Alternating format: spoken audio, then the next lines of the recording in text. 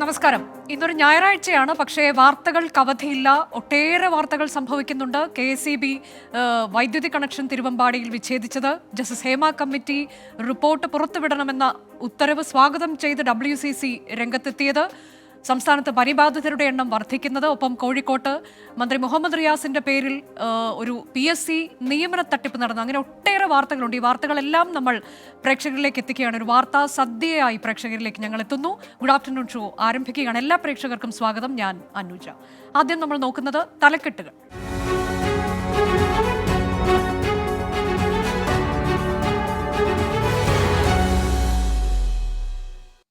നമ്മൾ good afternoon show ആരംഭിക്കുകയാണ്. ഇപ്പോൾ തിരുവനന്തപുരത്ത് വരുന്നൊരു വാർത്തയിലേക്കാണ്. ആദ്യം തിരുവനന്തപുരം തുമ്പയിൽ ബോംബേറ് 2 പേരുടെ കൈക്ക് പരുക്കേറ്റു. നെഹ്റു ജംഗ്ഷന് സമീപം ബൈക്കിലെത്തിയ സംഘമാണ് ബോംബെറിഞ്ഞത്. തുമ്പ പോലീസ് സ്ഥലത്തെത്തി പരിശോധന നടത്തുകയാണ്. ഷഫീദ് റാവുത്തർ വിശദാംശങ്ങളുമായി. ഷഫീദ്, എന്താണ് സംഭവിച്ചത്? ഇതിലിപ്പോൾ ആരാണ് ഇതിന് പിന്നിൽ എന്നതൊക്കെ പോലീസിന് അറിയാൻ കഴിഞ്ഞിട്ടുണ്ടോ? ഏത് തരത്തിലേക്കാണ് നടപടി?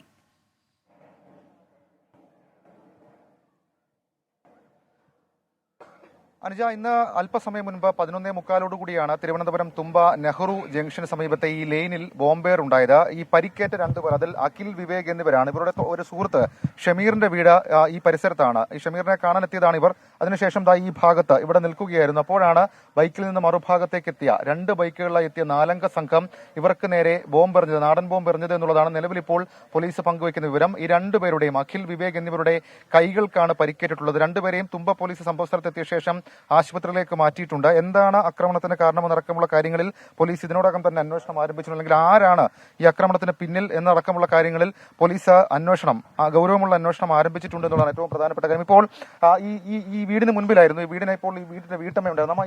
ഇത് എന്തുവരുന്നു, നമ്മൾ സംഭവം എന്തുവരുന്നു? ഒന്നും അറിഞ്ഞു അതിനെപ്പറ്റി ഒന്നും. ഞാൻ ചക്ക അരിഞ്ഞോണ്ടിരിക്കുക. ശബ്ദം വല്ലതും കേട്ടിരുന്നു?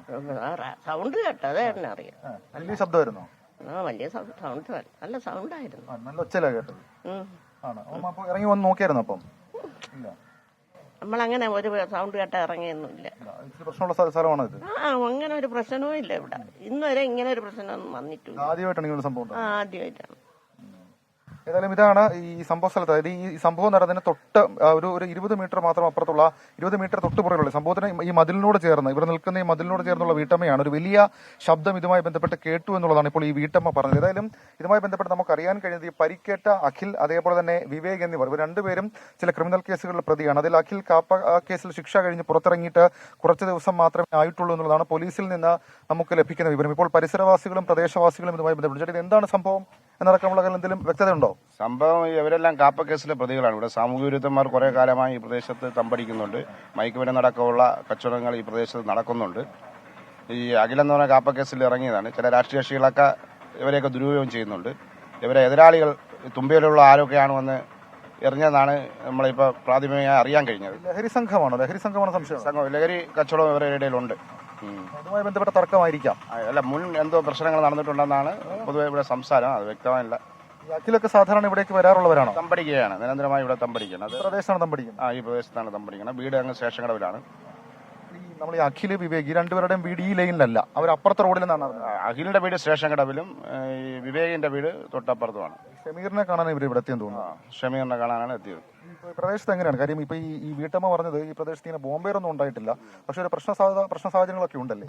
ഉണ്ട്, ചെറുതായിട്ടൊക്കെ ഉണ്ട്. കാലങ്ങളായി ഇവിടെ ഒരു സമാധാന അന്തരീക്ഷത്തിലാണ് പോയിക്കൊണ്ടിരിക്കുന്നത്. ഇപ്പൊ തൊട്ടടുത്ത് ഇവിടെ ഈ തമ്പടിയാണ് ഏറ്റവും വലിയ പ്രശ്നം. അത് പോലീസ് ശ്രദ്ധിച്ചാൽ തീരാവുന്ന വിഷയങ്ങളേ ഉള്ളൂ. ഏതായാലും ഈ അയൽവാസിയാണ് ഇക്കാര്യത്തിൽ ഇതുമായി ബന്ധപ്പെട്ട് പ്രതികരണം നടത്തി. ഇപ്പോൾ പോലീസ് ഇതുമായി ബന്ധപ്പെട്ടുണ്ട്. ഈ സംഭവം അറിഞ്ഞ് മിനിറ്റുകൾക്കുള്ളിൽ തന്നെ തുമ്പ പോലീസ് സംഭവ സ്ഥലത്തേക്ക് എത്തി തുടർ നടപടികൾ കൈക്കൊണ്ടു. തുമ്പ പോലീസാണ് ആംബുലൻസ് എത്തിച്ച് ഇവരെ ഇവിടെ നിന്ന് ആശുപത്രിയിലേക്ക് മാറ്റിയത്. ഈ 4 പേർ, ബൈക്കിലെത്തിയ 4 പേർ, അവർ തൊട്ടപ്പുറത്തെ ഈ റോഡ് മാർഗമാണ് അവർ എത്തിയത് എന്നുള്ളതാണ് നമുക്ക് മനസ്സിലാക്കുന്നത്. വളരെ പെട്ടെന്ന് ഈ റോഡ് മാർഗം ഇവിടേക്ക് എത്തിയ ശേഷം ഇവിടെ നിൽക്കുകയായിരുന്നു, അതായത് ഈ മതിൽ ചാരി നിൽക്കുകയായിരുന്നു. ഇവർക്ക് നേരെ ബോംബ് വലിച്ചെറിയുകയായിരുന്നു എന്നുള്ളതാണ് നിലവിൽ ഇപ്പോൾ ഇവരിൽ നിന്ന് നമുക്ക് മനസ്സിലാക്കാൻ കഴിയുന്ന, അല്ലെങ്കിൽ അയൽവാസികളിൽ നിന്നടക്കം നമുക്ക് മനസ്സിലാക്കാൻ കഴിയുന്ന വിവരം. ഇതുമായി ബന്ധപ്പെട്ട് ഇപ്പോൾ പോലീസ് ഗൗരവമുള്ള അന്വേഷണം നടത്തുന്നുണ്ട്. അനുജതിൽ ഏറ്റവും ശ്രദ്ധേയമായിട്ടുള്ള കാര്യം ഈ കഴക്കൂട്ടത്തിന് ഇപ്പുറത്തെ ഭാഗം, അതായത് തുമ്പ സ്റ്റേഷൻ കടവ്, അതേപോലെ തന്നെ അങ്ങോട്ടേക്ക് പോകുന്ന കുറച്ച് ഭാഗങ്ങൾ, അവിടെ വലിയ രീതിയിലുള്ള ലഹരി വ്യാപാരം അടക്കമുള്ള കാര്യങ്ങൾ നടക്കുന്നു എന്നുള്ള കുറ്റപ്പെടുത്തൽ നേരത്തെ പോലീസിനെതിരെ വ്യാപകമായിട്ടുണ്ട്. മാത്രമല്ല സ്പെഷ്യൽ ബ്രാഞ്ച് അടക്കം ഇതുമായി ബന്ധപ്പെട്ട് ചില റിപ്പോർട്ടുകൾ ഇതുമായി ബന്ധപ്പെട്ട് കൊടുക്കുകയും ചെയ്തതാണ്. അങ്ങനെ പോലീസ് നിരീക്ഷണം അടക്കമുള്ള കാര്യങ്ങൾ ഇതുമായി ബന്ധപ്പെട്ട് ശക്തമാക്കിയതാണ്. അതിനിടയിലാണ് ഇപ്പോൾ 2 പേർക്ക് നേരെ ബോംബേർ ഉണ്ടായിരിക്കുന്നത്. 2 പേരും ക്രിമിനൽ ഒഫൻസുകൾ പ്രതിയാണ്, ക്രിമിനൽ കേസുകൾ പ്രതിയാണ്. ഒരാൾ കാപ്പ കേസ് ശിക്ഷ കഴിഞ്ഞിട്ട് പുറത്തിറങ്ങിയതുമാണ്. അനുജ, തിരുവനന്തപുരം തുമ്പയിൽ ബോംബേറുണ്ടായി 2 പേർക്ക് പരുക്കേറ്റു. ബൈക്കിലെത്തിയ ഒരു സംഘമാണ് ബോംബ് എറിഞ്ഞത്. ഇപ്പോൾ ഈ പരുക്കേറ്റ ആളുകൾ അവർ ക്രിമിനൽ കേസ് പ്രതികളാണ്. ഏതായാലും പോലീസ് സ്ഥലത്തെത്തിയിട്ടുണ്ട്. കൂടുതൽ അന്വേഷണം, പരിശോധന പുരോഗമിക്കുന്നു. ഇന്നലെ മുതൽ നമ്മൾ വാർത്തയായി നൽകിയ ഒരു വാർത്തയിലേക്ക് അതിന്റെ തുടർ വാർത്തകൾ ഇന്നും ഉണ്ടാകുന്നുണ്ട്. ഫോളോ അപ്പ് വാർത്തകൾ അതിലേക്കാണ്. ഇനി കോഴിക്കോട് തിരുവമ്പാടി KCB ഓഫീസ് അതിക്രമ കേസ് പ്രതിയുടെ വീട്ടിലെ വൈദ്യുതി ബന്ധം വിച്ഛേദിച്ചതിൽ വ്യാപക പ്രതിഷേധം.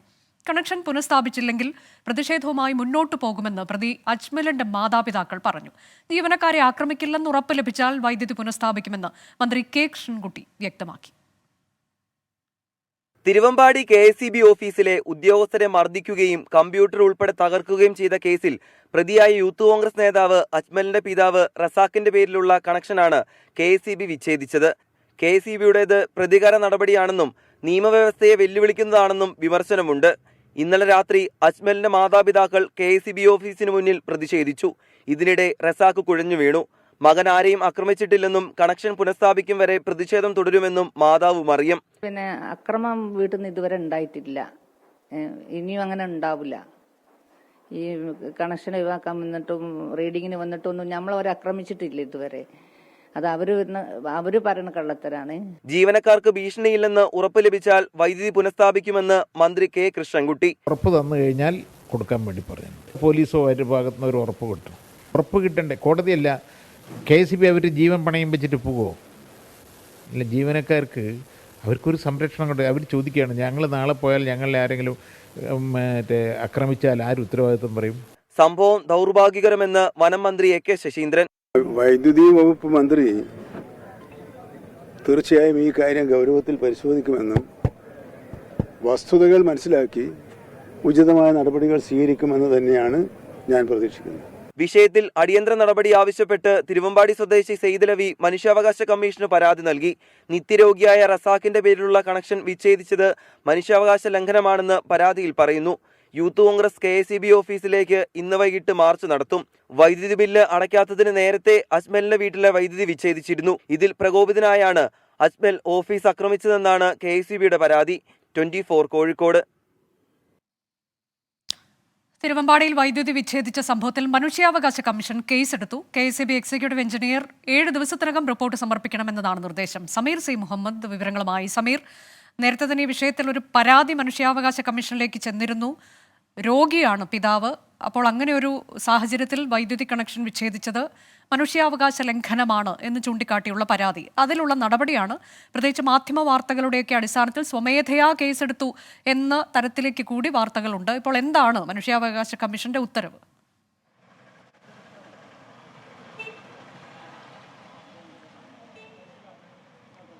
അനുജ, ഇപ്പോൾ മനുഷ്യാവകാശ കമ്മീഷൻ സ്വമേധയാ എടുത്ത കേസിലാണ് ഈ ഒരു നടപടിയിലേക്ക് നീങ്ങിയിരിക്കുന്നത്. മാധ്യമ വാർത്തകളുടെ അടിസ്ഥാനത്തിൽ സ്വമേധയായാണ് കേസെടുത്തിരിക്കുന്നത്. ഒപ്പം തന്നെ ഇന്ന് രാവിലെ ഒരു പരാതി കമ്മീഷന് സമർപ്പിച്ചിട്ടുമുണ്ട്. നാട്ടുകാരനായിട്ടുള്ള വ്യക്തിയാണ് ഈ പരാതി നൽകിയിട്ടുമുള്ളത്. ഇപ്പോൾ ഈ കേസിൽ സ്വമേധയാ എടുത്ത ഈ കേസിലാണ് അതിൻ്റെ നടപടിയുമായി മുന്നോട്ട് പോകുന്നത്. 7 ദിവസത്തിനകം അസിസ്റ്റന്റ് എക്സിക്യൂട്ടീവ് എഞ്ചിനീയറോട് വിശദമായിട്ടുള്ള റിപ്പോർട്ട് തേടിക്കൊണ്ടാണ് മനുഷ്യാവകാശ കമ്മീഷൻ ആക്ടിംഗ് ചെയർമാനായിട്ടുള്ള ബൈജുനാഥ് ഇപ്പോൾ ഉത്തരവിട്ടിരിക്കുന്നത്. ഈ സംഭവത്തിൻ്റെ ഒരു പശ്ചാത്തലം കൂടി ചേർത്തുകൊണ്ട്, അതായത് ഇത്തരത്തിൽ ഹൃദ്രോഗിയായിട്ടുള്ള ഒരു പിതാവാണ്, മാത്രമല്ല അദ്ദേഹത്തിൻ്റെ പേരിലാണ് ഈ വീടുള്ളത്, അതുമായി ബന്ധപ്പെട്ടാണ് വൈദ്യുതി കണക്ഷനുമുള്ളത്. സ്വാഭാവികമായും മകൻ ചെയ്ത ആ കുറ്റത്തിന് ഈ പിതാവിൻ്റെയും അതുപോലെ മറ്റേ ആ കുടുംബാംഗങ്ങളെ മുഴുവൻ ശിക്ഷിക്കുന്ന തരത്തിലേക്ക് നടപടി ആയി എന്നുള്ള കാര്യം കൂടി ഒരു പ്രാഥമികമായിട്ടുള്ള വിലയിരുത്തൽ മനുഷ്യാവകാശ കമ്മീഷൻ്റെ ഭാഗത്തു നിന്നുണ്ടായിട്ടുണ്ട്. അതിൻ്റെ കൂടെ അടിസ്ഥാനത്തിലാണ് വിശദമായിട്ടുള്ള റിപ്പോർട്ട് 7 ദിവസത്തിനകം നൽകണം എന്ന് കാണിച്ചുകൊണ്ടുള്ള ഒരു ഉത്തരവ് ഇപ്പോൾ മനുഷ്യാവകാശ കമ്മീഷൻ പുറപ്പെടുവിച്ചിരിക്കുന്നത്. ഈ സംഭവവുമായി ബന്ധപ്പെട്ട് ഇത്തരമൊരു വിഷയം ഉണ്ടായപ്പോൾ തന്നെ KCBയുടെ ഈ നടപടി അത് വളരെ വിചിത്രമായിട്ടുള്ള ഒരു നടപടി എന്ന് പല മേഖലകളിൽ നിന്ന് വിമർശനം ഉയർന്നിരുന്നു. ആരെങ്കിലും അല്ലെങ്കിൽ വീട്ടിലെ ഒരാൾ ആക്രമിക്കുന്ന ഒരു പശ്ചാത്തലത്തിൽ ആ വീട്ടുകാരെ മുഴുവൻ ശിക്ഷിക്കുന്ന നടപടിയിലേക്ക് പോകുന്ന ഒരു ഘട്ടമാണ് ഉണ്ടായത്. അത് KCB ചെയർമാൻ്റെ നിർദ്ദേശപ്രകാരമാണ് അത്തരമൊരു നടപടി ഉണ്ടായത് എന്ന് ഉദ്യോഗസ്ഥർ പറയുന്നു. ഒപ്പം തന്നെ മന്ത്രി ആ വിഷയത്തിൽ ഉദ്യോഗസ്ഥരെയൊക്കെ ന്യായീകരിക്കുന്ന ഒരു നിലപാട് സ്വീകരിക്കുകയും ചെയ്തു. പക്ഷേ ആ വിഷയത്തിൽ തന്നെ 2 അഭിപ്രായമുണ്ട്. അത് ദൗർഭാഗ്യകരമായി ആക്രമിച്ചതിനെ ആരും തന്നെ പ്രോത്സാഹിപ്പിക്കുന്നില്ല. പക്ഷേ ആ വീട്ടിലെ വൈദ്യുതി കണക്ഷൻ വിച്ഛേദിച്ചതുമായി ബന്ധപ്പെട്ട് അത് മോശമായ ഒരു പ്രവണതയായി എന്നുള്ള ഒരു വിമർശനം ഇപ്പോൾ ഉയരുന്നുണ്ട്. എന്തായാലും വിഷയത്തിൽ മനുഷ്യാവകാശ കമ്മീഷൻ ഇടപെട്ടിരിക്കുന്നു, കേസെടുത്തിട്ടുണ്ട്. 7 ദിവസത്തിനകം KCB അസിസ്റ്റന്റ് എക്സിക്യൂട്ടീവ് എഞ്ചിനീയറോട് വിശദമായിട്ടുള്ള റിപ്പോർട്ട് തേടിയിരിക്കുകയാണ് മനുഷ്യാവകാശ കമ്മീഷൻ. തിരുവമ്പാടി സംഭവത്തിലാണ് മനുഷ്യാവകാശ കമ്മീഷന്റെ ഇടപെടൽ ഉണ്ടായിരിക്കുന്നത്. ഒട്ടേറെ പ്രേക്ഷകരുടെ സന്ദേശങ്ങൾ കൂടി വരുന്നുണ്ട്. ഗുഡ് ആഫ്റ്റർനൂൺ പറയുന്നുണ്ട് ഒട്ടേറെ പ്രേക്ഷകർ. രാഘവൻ തമ്പി, ലില്ലി ചോലയിൽ, അതുപോലെ ആശ, കണ്ണൻ താഴ, ഷാനു, സൗമ്യ ഷിബു, വിനീത് നാരായണൻകുട്ടി തുടങ്ങി ഒട്ടേറെ പ്രേക്ഷകർ വരുന്നുണ്ട്. പവിത്രൻ പാതിരപ്പറ്റ പറയുന്ന പ്രതീക്ഷിക്കാതെ വന്ന അനുജയ്ക്ക് നന്ദി എന്ന് പറയുന്നുണ്ട്. ഒപ്പം തന്നെ ഈ തിരുവമ്പാടി വിഷയത്തിലുള്ള പ്രേക്ഷകരുടെ പ്രതികരണം കൂടിയുണ്ട്. അതിൽ മന്ത്രിയുടെ നിലപാട് തെറ്റാണ് എന്ന് പറയുന്നവരുണ്ട്. എല്ലാവരും സോളാർ ഉപയോഗിക്കും, അങ്ങനെയെങ്കിൽ ഈ പ്രശ്നങ്ങളൊക്കെ ഇല്ലാതാകും എന്നൊക്കെയുള്ള ഒട്ടേറെ പ്രതികരണങ്ങളും വരുന്നുണ്ട്. ഇന്നിപ്പോൾ സംഭവിച്ചിട്ടുള്ള മറ്റൊരു പ്രധാനപ്പെട്ട വാർത്ത, PSC അംഗത്വം വാഗ്ദാനം ചെയ്ത് CPIM യുവനേതാവ് കോഴ വാങ്ങിയെന്ന് പരാതി. കോഴിക്കോട്ടുള്ള ഏരിയ കമ്മിറ്റി അംഗത്തിനെതിരെയാണ് ആരോപണം. മന്ത്രി PA മുഹമ്മദ് റിയാസ് വഴി കാര്യം നടത്താമെന്ന് വിശ്വസിപ്പിച്ചായിരുന്നു തട്ടിപ്പ്. CPIMുമായി ബന്ധമുള്ള ഡോക്ടറാണ് തട്ടിപ്പിന് ഇരയായത് എന്നാണ് സൂചന. CPIMന്റെ കോട്ടയിലുള്ള PSC അംഗത്വം വാഗ്ദാനം ചെയ്താണ് ഏരിയ കമ്മിറ്റി അംഗം പണം തട്ടിയതെന്നാണ് വിവരം. യുവനേതാവ് 60 ലക്ഷം രൂപ ആവശ്യപ്പെട്ടു. 22 ലക്ഷം രൂപ കൈപ്പറ്റിയെന്നും പരാതിയിൽ പറയുന്നു. മന്ത്രി PA മുഹമ്മദ് റിയാസ് പാർട്ടി നേതൃത്വത്തിന്റെ അംഗീകാരം വാങ്ങി നൽകുമെന്ന് പറഞ്ഞായിരുന്നു തട്ടിപ്പ്. PSC അംഗങ്ങളെ CPIM തീരുമാനിച്ചപ്പോൾ പണം നൽകിയ ആളുടെ പേര് പട്ടികയിൽ ഉണ്ടായില്ല. ഇതോടെ ആയുഷ് വകുപ്പിൽ ഉയർന്ന സ്ഥാനം നൽകാമെന്ന് വാഗ്ദാനം നൽകി പ്രശ്നപരിഹാരത്തിനും ശ്രമമുണ്ടായി. ഇതിലും തീരുമാനമാകാത്തതിനെ തുടർന്നാണ് പാർട്ടിക്ക് പരാതി നൽകാൻ പണം കൊടുത്തയാൾ തീരുമാനിച്ചത്. സംഭവത്തെക്കുറിച്ച് അറിയില്ല എന്നാണ് മന്ത്രി PA മുഹമ്മദ് റിയാസിന്റെ പ്രതികരണം. മിനിസ്റ്ററുടെ പേരും കേൾക്കുന്നുണ്ടോ അതിനകത്ത്? അറിയില്ല എന്താന്നറിയില്ല. വേറെ അറിയില്ല. വിഷയത്തിൽ CPIM പ്രാഥമിക പരിശോധന നടത്തിയെന്നാണ് സൂചന. 24 തിരുവനന്തപുരം. ജമ്മുകശ്മീരിലെ കുൽഗാമിൽ സൈനിക നടപടി തുടരുകയാണ്. 6 ഭീകരരെ സുരക്ഷാ സേന വധിച്ചു. രജൌരിയിലും ഭീകരാക്രമണമുണ്ടായി. പാങ്കോങ് തടാക മേഖലയിൽ ചൈന ആയുധ സംഭരണം നടത്തിയതിനുള്ള തെളിവ് ഇന്ത്യക്ക് ലഭിച്ചു. ദക്ഷിണ കാശ്മീരിലെ കുൽഗാം ജില്ലയിലെ മോഡേർഗാം, ചീനിഗാം മേഖലകളിൽ ഇന്നലെ ഭീകരവിരുദ്ധ നടപടിക്കിടെ 2 സൈനികർ വീരമൃത്യു വരിച്ചിരുന്നു. സുരക്ഷാ സേന നടത്തിയ പ്രത്യാക്രമണത്തിൽ 2 ഇടങ്ങളിലുമായി 6 ഭീകരവാദികളെ വധിച്ചു. ഹിസ്ബുൾ മുജാഹിദീൻ ഭീകരവാദികളാണ് കൊല്ലപ്പെട്ട ഭീകരർ. കുൽഗാമിലെ മോഡർഗാമിൽ ഭീകരവാദികളുടെ സാന്നിധ്യമുണ്ടെന്ന വിവരത്തിന്റെ അടിസ്ഥാനത്തിലാണ് ഇന്നലെ തിരച്ചിൽ ആരംഭിച്ചത്. സുരക്ഷാ സേനയുടെ സംയുക്ത സംഘം ജനവാസ മേഖലയിലേക്ക് കടന്നപ്പോൾ ഒളിച്ചിരുന്ന ഭീകരവാദികൾ സേനയ്ക്ക് നേരെ വെടിയുതിർക്കുകയായിരുന്നു. മോഡർഗാമിൽ 1 സൈനികൻ വീരമൃത്യു വരിച്ചു. ചീനിഗാം മേഖലയിലും സമാനമായാണ് ഭീകരാക്രമണം ഉണ്ടായത്. ഇവിടെയും 1 സൈനികൻ വീരമൃത്യു വരിച്ചു. രജൌലിയിലെ സൈനിക കേന്ദ്രത്തിന് നേരെ ഉണ്ടായ ആക്രമണത്തിലും അന്വേഷണം പുരോഗമിക്കുകയാണ്. മറുവശത്ത് പാങ്കോങ് തടാക മേഖലയിൽ ചൈന വൻ ആയുധ ശേഖരണം നടത്തിയതിന് തെളിവ് ഇന്ത്യക്ക് ലഭിച്ചു. ഭൂഗർഭ ബങ്കറുകൾ നിർമ്മിച്ചാണ് ആയുധങ്ങൾ ശേഖരിച്ചിട്ടുള്ളത്. 2021-22 കാലയളവിലാണ് ബങ്കറുകൾ നിർമ്മിച്ചതെന്നാണ് വിവരം. അമേരിക്കൻ ഏജൻസികളാണ് ഇത് സംബന്ധിച്ച സാറ്റലൈറ്റ് ചിത്രങ്ങൾ ഇന്ത്യക്ക് ലഭ്യമാക്കിയത്. R രാധാകൃഷ്ണൻ, 24, ഡൽഹി. ഇനി ഇന്നത്തെ മറ്റൊരു വാർത്തയിലേക്കാണ്. ജസ്റ്റിസ് ഹേമ കമ്മിറ്റി റിപ്പോർട്ട് പുറത്തുവിടണമെന്ന വിവരാവകാശ കമ്മീഷന്റെ ഉത്തരവ് സ്വാഗതം ചെയ്ത് വിമൻ ഇൻ സിനിമ കളക്റ്റീവ്. റിപ്പോർട്ടിലെ വിവരങ്ങൾ പുറത്തുവരുന്നത് പ്രശ്നപരിഹാരം വേഗത്തിലാക്കാൻ ഉപകരിക്കുമെന്ന് WCC പ്രതീക്ഷ പ്രകടിപ്പിച്ചു. സിനിമാ മേഖലയിലെ സ്ത്രീകളുടെ പ്രശ്നങ്ങൾ രൂപീകരിച്ച സമിതിക്ക് വേണ്ടി 1 കോടി രൂപയാണ് സർക്കാർ ചെലവഴിച്ചത്. നിരാശാജനകമായ നിശബ്ദത ഭേദിക്കുന്ന ഉത്തരവിനെ പ്രതീക്ഷയോടെ കാണുന്നതായി WCC പ്രസ്താവന. കണ്ടെത്തലുകൾ പുറത്തുവിടാതെ നിർദ്ദേശങ്ങൾ നടപ്പിലാക്കാമെന്ന വാദം പരിഹാസ്യമാണ്. റിപ്പോർട്ടിലെ പ്രധാന കണ്ടെത്തലുകൾ പുറത്തുവരുന്നത് പരിഹാര നടപടികൾക്കും പുരോഗമനപരമായ മാറ്റങ്ങൾക്കും ഉപകരിക്കും. തുറന്നുപറച്ചിൽ നടത്തിയവരെ സംരക്ഷിച്ചുകൊണ്ട് വേണം വിവരങ്ങൾ പുറത്തുവിടാനെന്നും WCC നിലപാട് വ്യക്തമാക്കി. സിനിമാ മേഖലയിലെ സ്ത്രീകളുടെ പ്രശ്നം പഠിക്കാൻ രാജ്യത്ത് ആദ്യമായി രൂപീകരിച്ച സമിതിക്ക് വേണ്ടി 1 കോടി രൂപയാണ് സംസ്ഥാന സർക്കാർ ചെലവഴിച്ചത്.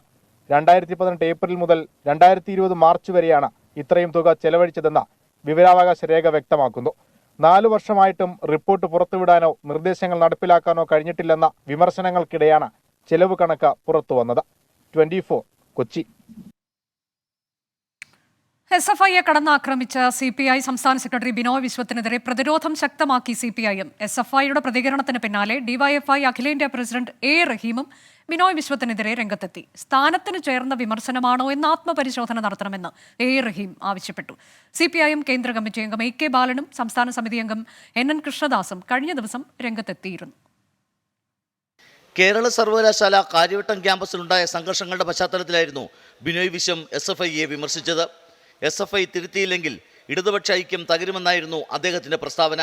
കൂടുതൽ CPIM നേതാക്കൾ ബിനോയ് വിശ്വത്തിനെതിരെ രംഗത്തെത്തുകയാണ്. വസ്തുതാപരവും ക്രിയാത്മകവുമായി വേണം അഭിപ്രായം പറയേണ്ടതെന്ന് DYFI അഖിലേന്ത്യാ പ്രസിഡന്റ് A റഹീം തുറന്നടിച്ചു. ബിനോയ് വിശ്വം വേറൊരു പാർട്ടിയുടെ സംസ്ഥാന സെക്രട്ടറി എന്നുള്ള നിലയിൽ ആ പാർട്ടിക്കോ അദ്ദേഹത്തിൻ്റെ വ്യക്തിപരമായോ അങ്ങനൊരു അഭിപ്രായ പ്രകടനം നടത്താം.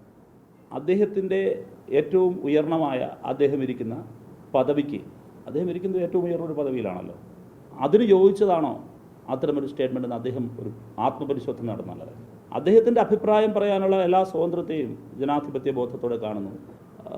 പക്ഷേ വസ്തുതാപരമാണോ എന്ന് പരിശോധിക്കണ്ടേ?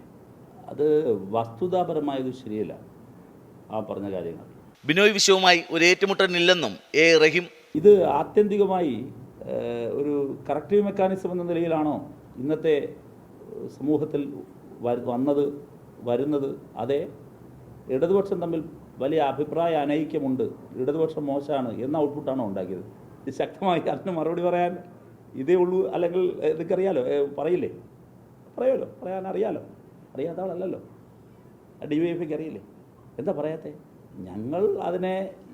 ഞങ്ങൾ ഇന്നത്തെ സാഹചര്യത്തിൽ അങ്ങനെ ഒരു ഷാർപ്പായ സമീപനമെടുത്താൽ, ഒരു വാക്പയറ്റിലേക്ക് പോയാൽ, ഒരു വാക്യുദ്ധത്തിലേക്ക് പോയാൽ അതിൻ്റെ ഔട്ട്പുട്ട് എന്താണ്?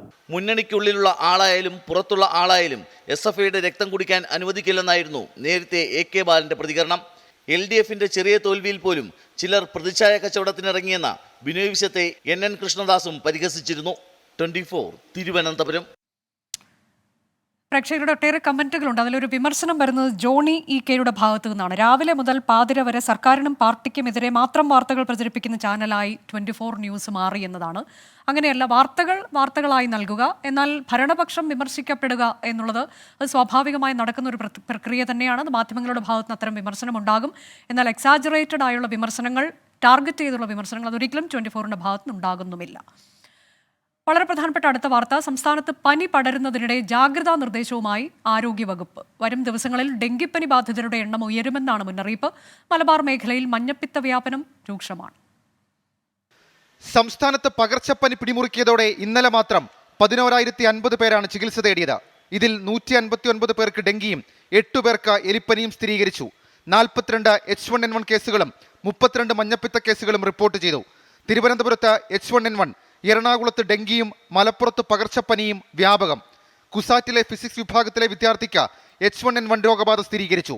H1N1 രോഗികളിൽ 24 പേരും തിരുവനന്തപുരത്താണ്. കോഴിക്കോട്, തൃശൂർ, തിരുവനന്തപുരം ജില്ലകളിൽ 1000-ന് മുകളിലാണ് പനിബാധിതരുടെ എണ്ണം.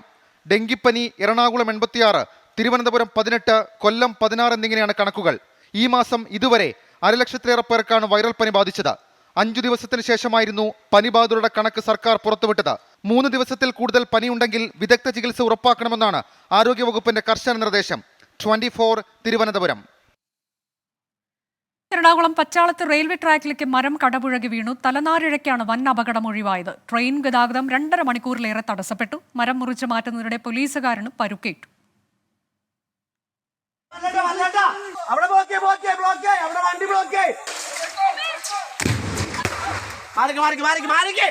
റെയിൽവേ ലൈനിലേക്ക് മരം കടപുഴകി വീണതിന് പിന്നാലെ പ്രദേശവാസികൾ കേട്ടത് വലിയ പൊട്ടിത്തെറിയുടെ ശബ്ദം. ആശങ്കകളുടെ നിമിഷങ്ങൾ. 200 മീറ്ററോളം റെയിൽവേ ലൈൻ വിച്ഛേദിച്ച രക്ഷാപ്രവർത്തനം. മുറ്റത്ത് നിന്ന് മുറ്റമൊക്കെ ക്ലീൻ ആക്കണായിരുന്നു.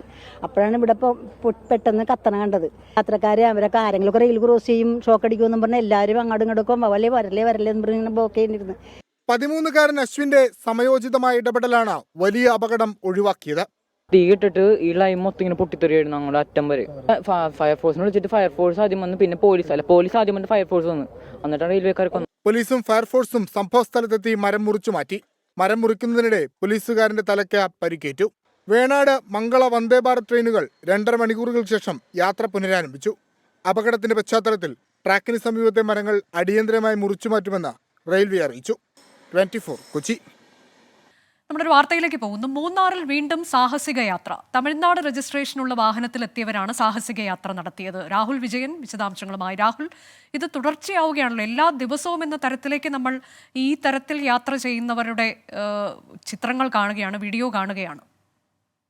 അനുജ, ആവർത്തിച്ച് നടപടിയെടുത്തിട്ടും യാതൊരു പ്രയോജനവും ഉണ്ടാകുന്നില്ല എന്നുള്ളതാണ് ഏറ്റവും പ്രധാനപ്പെട്ട കാര്യം. കൂടുതലും തമിഴ്നാട്, കേരളത്തിന് പുറത്തു നിന്നുള്ള വിനോദസഞ്ചാരികളാണ് മൂന്നാറിലെത്തുമ്പോൾ ഇത്തരത്തിൽ അപകടകരമായ രീതിയിൽ കാറിന്റെ ഡോറിൽ കയറിയിരുന്ന് മറ്റും യാത്ര ചെയ്യുന്നത്.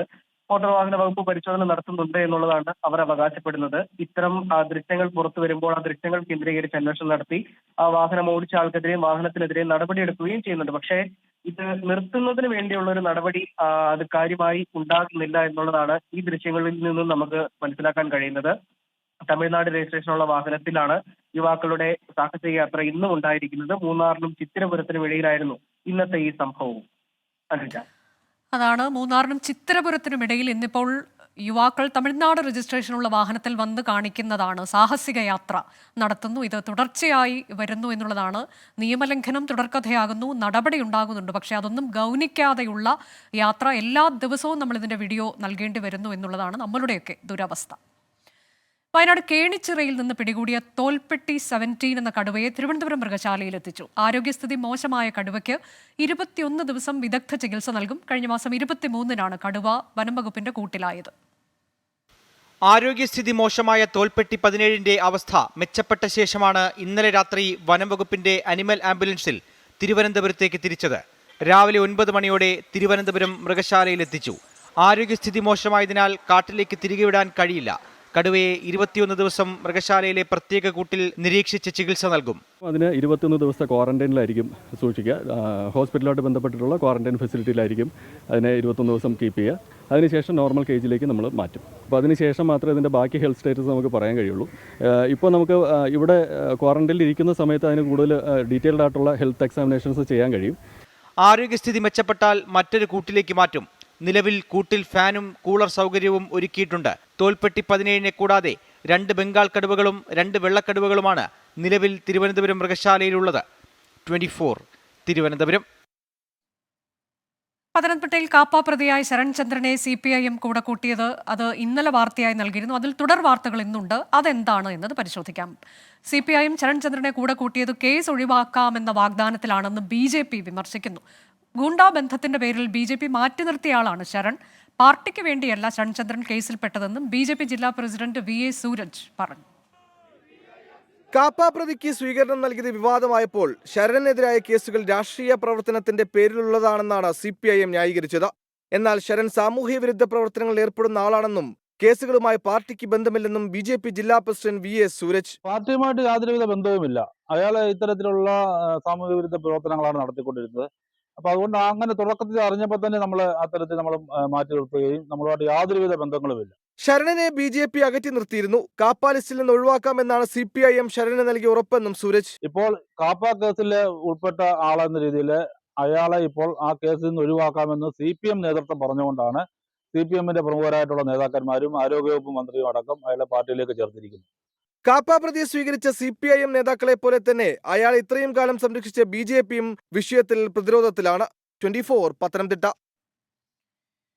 മലപ്പുറം എടപ്പാളിൽ കരാർ തൊഴിലാളികളെ മർദ്ദിച്ചെന്ന കേസിൽ 5 CITU പ്രവർത്തകരെ അറസ്റ്റ് ചെയ്ത് ജാമ്യത്തിൽ വിട്ടു. ദുർബല വകുപ്പ് ചുമത്തിയാണ് കേസെടുത്തതെന്ന് ആരോപിച്ച് കോൺഗ്രസ് പ്രവർത്തകർ ചങ്ങരംകുളം പോലീസ് സ്റ്റേഷനിൽ കുത്തിയിരുന്ന് പ്രതിഷേധിച്ചു. 30 പേർക്കെതിരെയാണ് ആരോപണം. ഇതിൽ 10 പേർക്കെതിരെയാണ് കേസെടുത്തിട്ടുള്ളത്. എടപ്പാൾ സ്വദേശികളായ സതീശൻ, അബീഷ്, ചന്ദ്രൻ എന്ന രാമകൃഷ്ണൻ, അയലക്കാട് സ്വദേശി ഷാക്കീർ, ഉദിനിക്കര സ്വദേശി രാജു എന്നിവരെയാണ് അറസ്റ്റ് ചെയ്തത്. പ്രതികൾക്കെതിരെ നിസ്സാര വകുപ്പുകൾ ചുമത്തി വിട്ടയച്ചതിൽ വ്യാപക പ്രതിഷേധമാണ് ഉയരുന്നത്. സംഭവത്തിൽ പോലീസ് ഒത്തുകളിക്കുന്നുവെന്നാരോപിച്ച് കോൺഗ്രസ് പ്രവർത്തകർ ചങ്ങരംകുളം പോലീസ് സ്റ്റേഷനിൽ കുത്തിയിരിപ്പ് സമരം നടത്തി.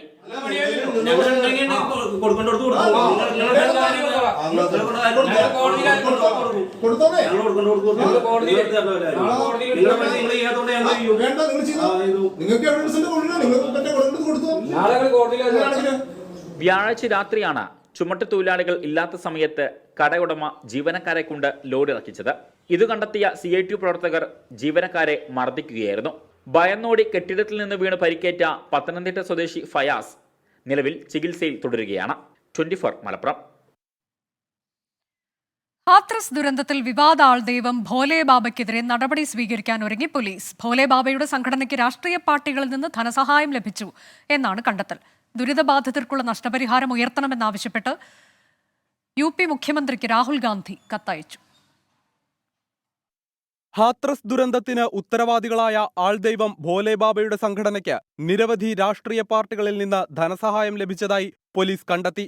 സംഭവത്തിന് പിന്നിൽ രാഷ്ട്രീയ ഗൂഢാലോചനയുണ്ടോ എന്നത് പരിശോധിച്ചു വരികയാണ്. കേസിൽ അറസ്റ്റിലായ സത്സംഗ് സംഘാടകൻ ദേവ് പ്രകാശ് മധുക്കറിന്റെ സാമ്പത്തിക ഇടപാടുകൾ, കോൾ റെക്കോർഡുകൾ എന്നിവ പോലീസ് പരിശോധിക്കുന്നുണ്ട്. കൂടുതൽ ചോദ്യം ചെയ്യലിനായി ഇയാളെ കസ്റ്റഡിയിൽ വാങ്ങാനാണ് പോലീസിന്റെ നീക്കം. ദുരിതബാധിതർക്കുള്ള ധനസഹായം വർദ്ധിപ്പിക്കണമെന്ന് ലോക്സഭാ പ്രതിപക്ഷ നേതാവ് രാഹുൽ ഗാന്ധി ഉത്തർപ്രദേശ് മുഖ്യമന്ത്രി യോഗി ആദിത്യനാഥിനോട് ആവശ്യപ്പെട്ടു. ഹാത്രസ് ദുരന്തത്തിനു പിന്നാലെ വ്യാജ സന്യാസിമാർക്കെതിരെ അഖില ഭാരതീയ അഖാഡ പരിഷത്ത് രംഗത്തെത്തി. വ്യാജന്മാരെ നിയന്ത്രിക്കുന്നതിന് ഈ മാസം 18 ചേരുന്ന അഖാഡ പരിഷത്ത് യോഗത്തിൽ മാർഗനിർദ്ദേശം പുറത്തിറക്കും. 24 ഡൽഹി.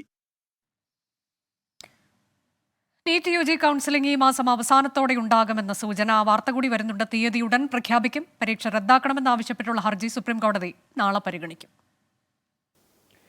നീറ്റ് യുജി പരീക്ഷാ ക്രമക്കേട് ചൂണ്ടിക്കാട്ടിയുള്ള ഹർജികൾ നാളെ ചീഫ് ജസ്റ്റിസ് അധ്യക്ഷനായ ബെഞ്ച് പരിഗണിക്കാൻ ഇരിക്കെയാണ് കൗൺസിലിംഗ് മാറ്റിവെച്ചെന്ന വിവാദമുണ്ടായത്. എന്നാൽ കൗൺസിലിംഗിന് തീയതി പ്രഖ്യാപിച്ചിട്ടില്ലെന്നാണ് ആരോഗ്യ മന്ത്രാലയത്തിന്റെ വിശദീകരണം. വിവാദത്തിന് പിന്നാലെ കൗൺസിലിംഗ് ഈ മാസം അവസാനത്തോടെ ആരംഭിക്കാൻ നീക്കം തുടങ്ങി. ദേശീയ മെഡിക്കൽ കമ്മീഷന് മുന്നൊരുക്കങ്ങൾ നടത്തേണ്ടതുണ്ട് എന്നതാണ് നടപടികൾ വൈകിയതിൽ ആരോഗ്യ മന്ത്രാലയത്തിന്റെ വിശദീകരണം. പുതിയ കോളേജുകളിലടക്കം സീറ്റ് വിവരങ്ങൾ ലഭിക്കുന്ന മുറയ്ക്ക് കൗൺസിലിംഗ് ആരംഭിക്കും. കഴിഞ്ഞ വർഷം ജൂലൈ 20-നാണ് കൗൺസിലിംഗ് നടന്നതെന്നും ന്യായീകരണമായി ആരോഗ്യ മന്ത്രാലയം ചൂണ്ടിക്കാട്ടുന്നു. നീറ്റ് പരീക്ഷാ ക്രമക്കേടിനെതിരെയുള്ള ഒരു കൂട്ടം ഹർജികളാണ് നാളെ സുപ്രീംകോടതി പരിഗണിക്കുക. പരീക്ഷ റദ്ദാക്കാൻ ആവശ്യപ്പെട്ടാണ് ഭൂരിഭാഗം ഹർജികളും. ചീഫ് ജസ്റ്റിസ് DY ചന്ദ്രചൂഡിന്റെ അധ്യക്ഷതയിലുള്ള ബെഞ്ചിൽ ജസ്റ്റിസുമാരായ JB പർദിവാല, മനോജ് മിശ്ര എന്നിവരുമുണ്ട്. നീറ്റ് കൗൺസിലിംഗ് നിർത്തിവെക്കേണ്ടതുണ്ടോ എന്നതിൽ സുപ്രീംകോടതി നാളെ തീരുമാനമറിയിക്കും. 24 ഡൽഹി. ഉത്തരാഖണ്ഡിൽ ചമോലി ബദ്രിനാഥ് ദേശീയപാതയിൽ മണ്ണിടിച്ചിൽ. ഗതാഗതം സ്തംഭിച്ചു. മണ്ണിടിച്ചിൽ ആളപായമില്ല. കനത്ത മഴയെ തുടർന്ന് 4 ജില്ലകളിൽ റെഡ് അലർട്ട് പ്രഖ്യാപിച്ചിട്ടുണ്ട്. ചാർധാം യാത്ര താത്കാലികമായി നിർത്തിവെച്ചു.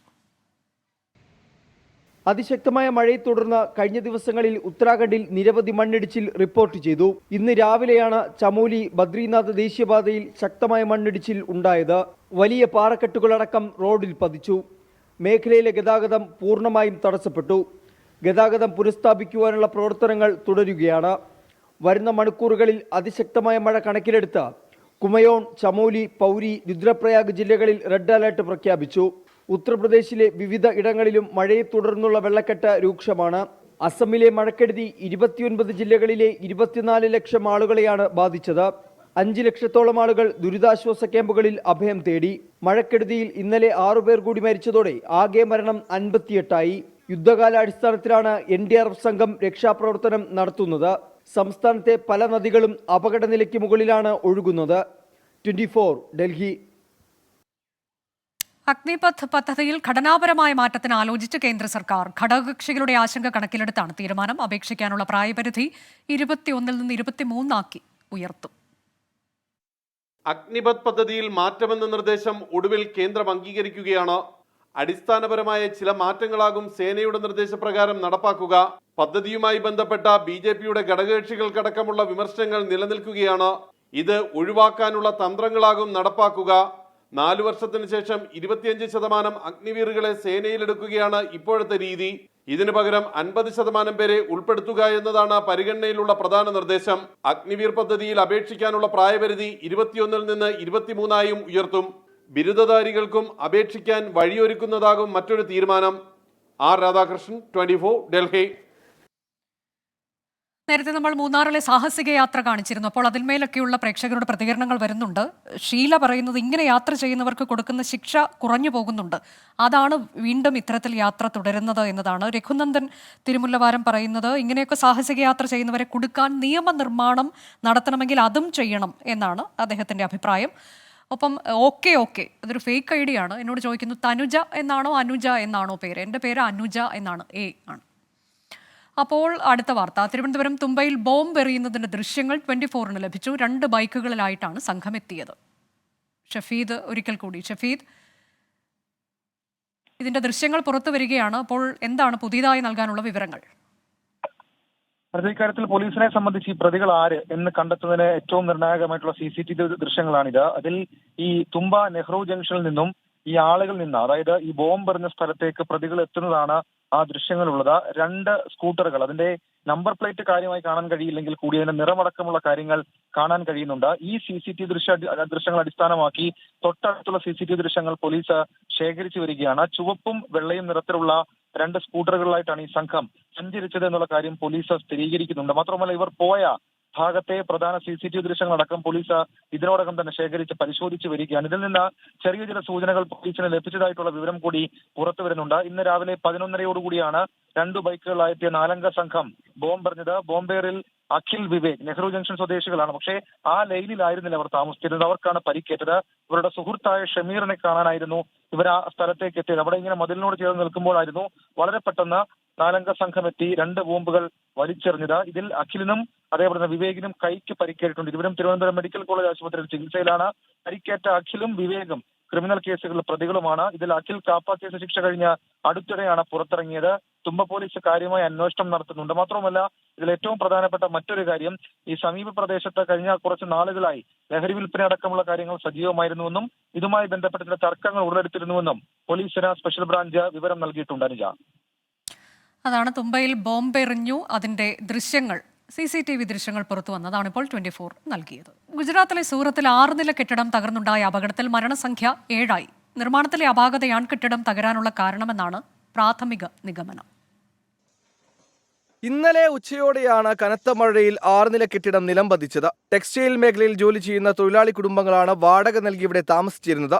സംസ്ഥാന ദുരന്ത നിവാരണ സേനയും കേന്ദ്ര ദുരന്ത നിവാരണ സേനയും ചേർന്നാണ് രക്ഷാപ്രവർത്തനം നടത്തുന്നത്. തുടക്കത്തിൽ അവശിഷ്ടങ്ങൾക്കിടയിൽ നിന്ന് കരച്ചിൽ കേൾക്കാൻ കഴിഞ്ഞെന്ന് ദൗത്യസംഘം പറയുന്നു. വൈകിട്ടോടെ ഒരു സ്ത്രീയെ ജീവനോടെ പുറത്തെടുത്തു. രാത്രി വൈകിയും തുടർന്ന തെരച്ചിലിൽ 3 മൃതദേഹം കണ്ടെടുത്തു. 2016 നിർമ്മിച്ച കെട്ടിടമാണ് തകർന്നു വീണത്. കാലപ്പഴക്കമല്ല അപകട കാരണമെന്ന് വ്യക്തം. കുറ്റക്കാർക്കെതിരെ കടുത്ത നടപടിയുണ്ടാകുമെന്ന് സംസ്ഥാന സർക്കാർ പറയുന്നു. 24 മുംബൈ. മലപ്പുറം എടക്കരയിൽ ഭിന്നശേഷിക്കാരനായ യുവാവിന് ക്രൂരമർദ്ദനം. എടക്കര മധുക്കറിയൻ ജിബിനാണ് മർദ്ദനമേറ്റത്. ഇലക്ട്രിക് സ്കൂട്ടർ ചാർജ് ചെയ്യാൻ ഒരു വീട്ടിൽ കയറിയപ്പോൾ ലഹരി ഉപയോഗിച്ചെന്ന് ആരോപിച്ച് മർദ്ദിക്കുകയായിരുന്നു. ചുങ്കത്തറ മദർ ബറോനിക്ക സ്കൂളിലാണ് ഭിന്നശേഷിക്കാരനായ ജിബിൻ പഠിക്കുന്നത്. സ്കൂളിൽ നിന്നും ശനിയാഴ്ച തിരിച്ചു വരുമ്പോൾ ഇലക്ട്രിക് സ്കൂട്ടറിന്റെ ചാർജ് തീർന്നു. ചാർജ് ചെയ്യാനായി വഴിയിൽ കണ്ട വീട്ടിൽ ജിബിൻ കയറുകയായിരുന്നു. എന്നാൽ ജിബിന്റെ പെരുമാറ്റം കണ്ട വീട്ടുകാർ ജിബിൻ ലഹരി ഉപയോഗിച്ചിട്ടുണ്ടെന്ന് തെറ്റിദ്ധരിക്കുകയായിരുന്നു. ഞാൻ ഒരു കറണ്ട് സ്കൂട്ടി വാങ്ങിയിട്ടുണ്ട്. അവൻ മടങ്ങി വന്നപ്പോൾ അതിന്റെ ചാർജ് കഴിഞ്ഞപ്പോൾ ഈ കാട്ടിച്ചിറ പറഞ്ഞ സ്ഥലത്ത് നിന്ന് ഒരു വീട്ടിൽ അവൻ ചാർജ് കുത്താൻ വേണ്ടി കയറിയെന്ന് പറഞ്ഞത്. ഈ ചാർജ് കുത്താൻ വേണ്ടി കയറിയപ്പോൾ ഇവരെന്ത് പണിതു, ആ വീട്ടുകാർ ഇവന് MDM ഒക്കെ അടിച്ചിട്ടുണ്ട്. അപ്പോൾ ഇവനാണ് അങ്ങനെ ഇടയ്ക്കറിന് ഇവനെ ബാക്കിക്കാരെ വിളിച്ചുകാണ്ട് അവർ വന്ന പാടെ ഇവനിട്ടുകാണ്ട് നല്ലോ അടിച്ചിട്ടാണ് ഒരു ഗ്രൗണ്ടിലിട്ടുകാണ്ട്. ചുങ്കത്തറ കാട്ടിച്ചിറ ഭാഗത്ത് വെച്ചാണ് യുവാവിന് മർദ്ദനമേറ്റത്. പരുക്കേറ്റ ജിബിൻ നിലമ്പൂർ ജില്ലാ ആശുപത്രിയിൽ ചികിത്സ തേടി. സംഭവത്തിൽ കുടുംബം എടക്കര പോലീസിൽ പരാതി നൽകി. 24 മലപ്പുറം. ഇനി തൃശ്ശൂരിൽ നിന്ന് വന്ന ഒരു വാർത്ത. ചിറമനങ്ങോട് 1.5 വയസ്സുകാരിയെ കിണറ്റിൽ മരിച്ച നിലയിൽ കണ്ടെത്തി. ചുറ്റുമതിലുള്ള കിണറ്റിൽ കുട്ടി എങ്ങനെ വീണു എന്നതിൽ എരുമപ്പെട്ടി പോലീസ് അന്വേഷണം തുടങ്ങി. ചിറമനേങ്ങാട് നെല്ലിക്കുന്നിൽ മുല്ലക്കൽ വീട്ടിൽ സുരേഷ് ബാബു ജിഷ ദമ്പതികളുടെ മകൾ അമേയെയാണ് ഇന്നലെ രാത്രി കിണറ്റിൽ മരിച്ച നിലയിൽ കണ്ടെത്തിയത്. നാട്ടുകാർ എരുമപ്പെട്ടി പോലീസിൽ വിവരമറിയിച്ചു. കുന്നംകുളത്ത് നിന്ന് ഫയർഫോഴ്സ് എത്തിയാണ് മൃതദേഹം പുറത്തെടുത്തത്. സംഭവ സമയം കുട്ടിയുടെ അച്ഛനും അമ്മയും മുത്തശ്ശിയുമാണ് വീട്ടിലുണ്ടായിരുന്നത്. കിണറിന് 3 അടിയോളം ഉയരമുള്ള ചുറ്റുമതിലുണ്ടെങ്കിലും ഒരു ഭാഗത്ത് കല്ലുകൾ കൂട്ടിയിട്ടിരുന്നു. കുട്ടി കല്ലിന് മുകളിൽ കയറി കിണറ്റിലേക്ക് എത്തിനോക്കാൻ ശ്രമിച്ചപ്പോൾ അപകടം സംഭവിച്ചെന്നാണ് നിഗമനം. 24 തൃശൂർ. തിരുവനന്തപുരം കണ്ടലയിൽ വീടിന് നേരെ ഗൂണ്ടാ ആക്രമണം. വീട്ടുടമയ്ക്കും സുഹൃത്തുക്കൾക്കും പരുക്കേറ്റു. അക്രമി സംഘം കാർ അടിച്ചു തകർത്തു. മാറനല്ലൂർ പോലീസ് അന്വേഷണം തുടങ്ങി. ഇന്നലെ രാത്രിയാണ് ആക്രമണമുണ്ടായത്.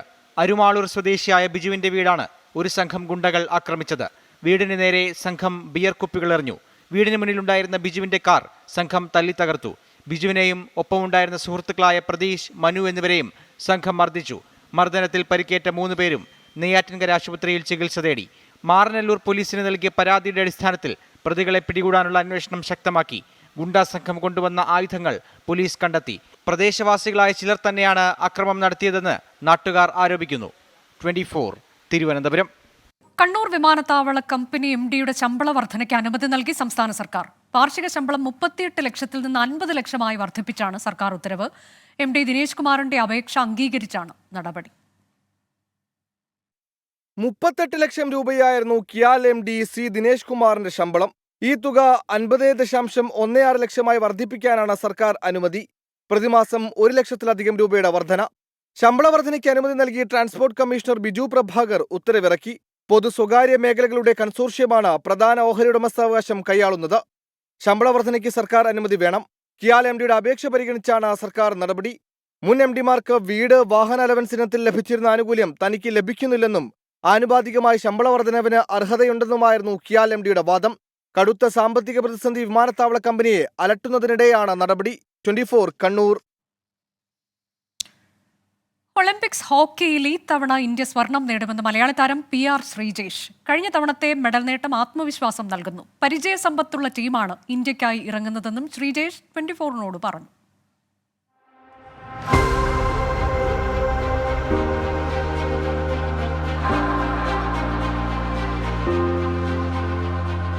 നാലു പതിറ്റാണ്ടു നീണ്ട കാത്തിരിപ്പിനൊടുവിലായിരുന്നു ഹോക്കിയിൽ കഴിഞ്ഞ തവണ ഇന്ത്യ മെഡൽ ചൂടിയത്. ടോക്കിയോ ഒളിമ്പിക്സിൽ നേടിയ സുവർണ നേട്ടം തന്നെയാണ് ടീമിന് ആത്മവിശ്വാസം നൽകുന്നത്. അതേ സംഘത്തിലെ 11 പേർ ഇത്തവണയും ഇന്ത്യൻ ടീമിനൊപ്പമുണ്ട്. സ്കോഡ് കഴിഞ്ഞ ഒളിമ്പിക്സിൽ കളിച്ച 11 പേര് ഇത്തവണ ടീമിലുണ്ട്. 5 പേര് പുതുതായിട്ട് ഡെബ്യൂട്ടൻ്റ് ആയിട്ടുണ്ട്. അപ്പം കുഴപ്പമില്ലാത്തൊരു ടീമാണ് ഇത്തവണ നമുക്കുള്ളത്. കാരണം 11 പേര് എക്സ്പീരിയൻസ് എന്ന് പറയുമ്പോഴത്തേക്കും അത് നല്ലൊരു അഡ്വാൻറ്റേജ് ആണ് ടീമിന്. പക്ഷേ 16 പേരും ഈക്വലായിട്ട് കളിച്ചാൽ മാത്രമാണ് ഒളിമ്പിക്സ് പോലുള്ളൊരു ഈവൻറ്റിൽ നമുക്ക് ടോപ്പിലേക്ക് എത്താൻ പറ്റുള്ളൂ. ശക്തരായ ബെൽജിയവും ഓസ്ട്രേലിയയും അടങ്ങുന്ന പൂൾ ബിയിലാണ് ഇന്ത്യയുടെ സ്ഥാനം. ഇരു ടീമുകളും ഉയർത്തുന്ന വെല്ലുവിളി മറികടക്കാനാകുമെന്നാണ് ടീമിന്റെ പ്രതീക്ഷ. ശരിക്കും പറഞ്ഞു കഴിഞ്ഞാൽ നമ്മുടെ പൂളിനകത്ത് ടഫായിട്ട് 2 ടീം, ഒന്ന് ഓസ്ട്രേലിയയും പിന്നെ ഒന്ന് ബെൽജിയമാണ്.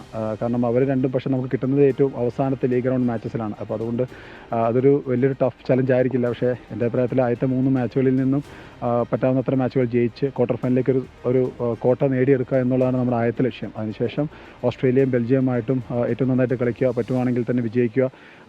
അവരുമായിട്ടുള്ള പോയിന്റുകൾ നമുക്ക് നിർണായകമായിരിക്കും. ഈ മാസം 27-നാണ് ഇന്ത്യയുടെ ആദ്യ മത്സരം.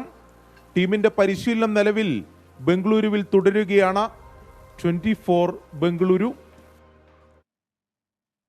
എറണാകുളം തേവര കുണ്ടന്നൂർ പാലത്തിന്റെ അറ്റകുറ്റപ്പണി ചൊവ്വാഴ്ച ആരംഭിക്കും. പാലം 2 ദിവസത്തേക്ക് പൂർണ്ണമായി അടച്ചിട്ടാണ് നവീകരണം നടത്തുക. ബദൽ മാർഗമൊരുക്കുമെന്ന് മരട് നഗരസഭാ ചെയർമാൻ 24നോട് പറഞ്ഞു.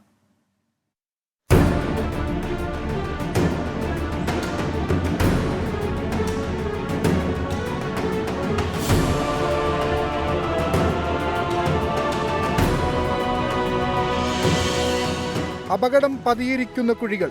കഴിഞ്ഞ വർഷം ജീവൻ നഷ്ടമായത് 2 ബൈക്ക് യാത്രികർക്ക്. പ്രതിഷേധ പരമ്പരകൾക്കൊടുവിലാണ് തേവര കുണ്ടന്നൂർ പാലത്തിന്റെ നവീകരണത്തിന് ദേശീയപാത അതോറിറ്റി തയ്യാറായത്. പാലം അടച്ചിടുന്ന 2 ദിവസം ഗതാഗത നിയന്ത്രണം ഉണ്ടാകും. ഇവിടെ നമ്മുടെ AC ഓഫീസിൽ ഞങ്ങൾ യോഗം കൂടി. ആ കൂടിയ തീരുമാനപ്രകാരമാണ് നമുക്ക് ചൊവ്വാഴ്ച രാത്രി മുതൽ ഇതിൻ്റെ വർക്ക് തുടങ്ങി വ്യാഴാഴ്ച രാത്രി എന്ന് വെച്ചാൽ വെള്ളിയാഴ്ച നേരം വെളുക്കുമ്പോൾ നമുക്കിത് തുറന്നു കൊടുക്കാൻ സാധിക്കുമെന്നാണ് തീരുമാനം. അതിപ്പോൾ ഈ പറയുന്ന പോലെ ഇന്ന് കാണുന്ന പോലത്തെ മഴയുണ്ടെങ്കിൽ എനിക്ക് തോന്നുന്നു അത് വീണ്ടും മാറ്റിവെക്കേണ്ടി വരും. കാരണം മഴയത്ത് ടാർ ചെയ്യാൻ സാധിക്കില്ല. പാലത്തിൽ വെള്ളം കെട്ടി നിൽക്കുന്നതാണ് ഗർത്തൻ രൂപപ്പെടാൻ കാരണം. പൂർണ്ണമായും പാലത്തിലെ കുഴികളടച്ച റീടാർ ചെയ്യാൻ 1.5 മാസം വേണമെന്നാണ് ദേശീയപാത അതോറിറ്റിയുടെ വിലയിരുത്തൽ. നിലവിൽ മഴയെ അതിജീവിക്കാൻ താൽക്കാലിക പരിഹാരമാണ് ലക്ഷ്യമിടുന്നത്. നവീകരണം പൂർത്തിയാക്കിയ ശേഷം പാലം വെള്ളിയാഴ്ച തുറന്നുകൊടുക്കും. 24 കൊച്ചി. ഇതിൽ ജാസ്മിൻ ജെയ്വിൻ എന്ന പ്രേക്ഷക ഒരു പരാതി പോലെ അറിയിക്കുന്നത് ക്ഷേമ പെൻഷൻ എപ്പോൾ സർക്കാർ കൊടുക്കുമെന്ന് ചോദിക്കുകയാണ്. മരുന്ന് വാങ്ങാൻ പോലും പാവപ്പെട്ടവർക്ക് പൈസയില്ല എന്ന് പറയുന്നു. 5 മാസത്തെ കുടിശ്ശികയാണ് നിലവിൽ ഉണ്ടായിരുന്നത്. പക്ഷേ അതിപ്പോൾ 1 മാസത്തേത് കഴിഞ്ഞ ദിവസം കൊടുത്തിട്ടുണ്ട്. അങ്ങനെ 4 മാസം എന്ന തരത്തിലേക്ക് ഇപ്പോഴും അത് പെൻഡിംഗ് ആയി നിൽക്കുകയാണ്. എന്നാൽ എപ്പോൾ അത് കൊടുത്തു തീർക്കാൻ കഴിയും എന്നത് സർക്കാർ ഇപ്പോഴും കൃത്യമായൊരു സമയപരിധിയൊന്നും പറയുന്നില്ല. ഉടൻ തന്നെ കൊടുത്തു തീർക്കും എന്നാണ് പറഞ്ഞിട്ടുള്ളത്. നമ്മൾ അടുത്തൊരു വാർത്തയിലേക്ക് പോകുന്നു. തുടർച്ചയായ 7ാം തവണ ബജറ്റ് അവതരിപ്പിക്കാൻ ധനമന്ത്രി നിർമ്മലാ സീതാരാമൻ ഒരുങ്ങുമ്പോൾ ഏറെ പ്രതീക്ഷയിലാണ് വിവിധ മേഖലകൾ. RBIയിൽ നിന്ന് ലഭിച്ച റെക്കോർഡ് ലാഭവിഹിതമായ 2.11 ലക്ഷം കോടി രൂപ ക്രിയാത്മകമായി ചെലവാക്കുമെന്ന വിലയിരുത്തലിലാണ് വിദഗ്ധർ.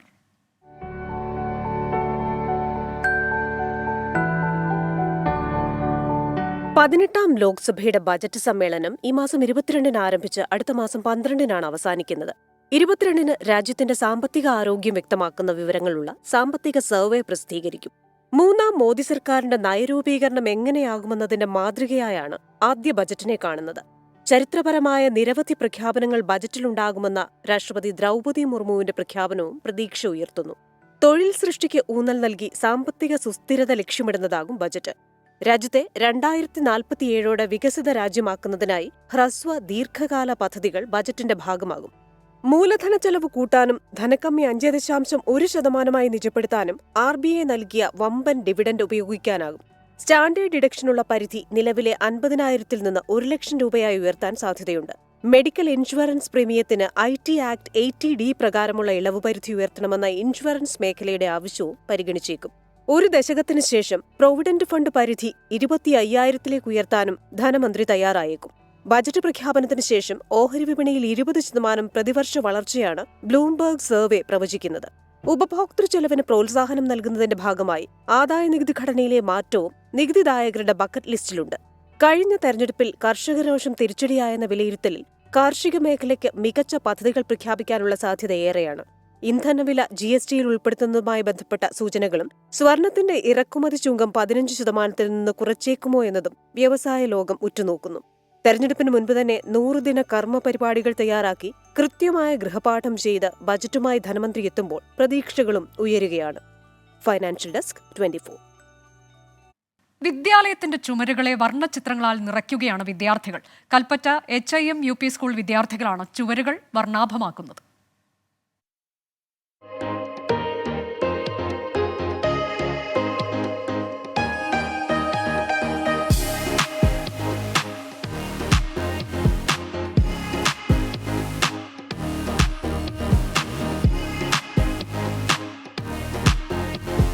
സ്കൂളിലെ പ്രീ പ്രൈമറി ക്ലാസ് മുറികളാണ് ചിത്രവർണ്ണങ്ങളാൽ നിറയുന്നത്. വിദ്യാർത്ഥികളിലെ ചിത്രരചനാ പാടവത്തിന് കരുത്ത് പകരാൻ കോവിഡ് കാലത്ത് രൂപീകൃതമായ ആർട്ട് ക്യാമ്പ് എന്ന കൂട്ടായ്മയുടെ സഹകരണത്തോടെയാണ് ചിത്രരചന സംഘടിപ്പിച്ചത്.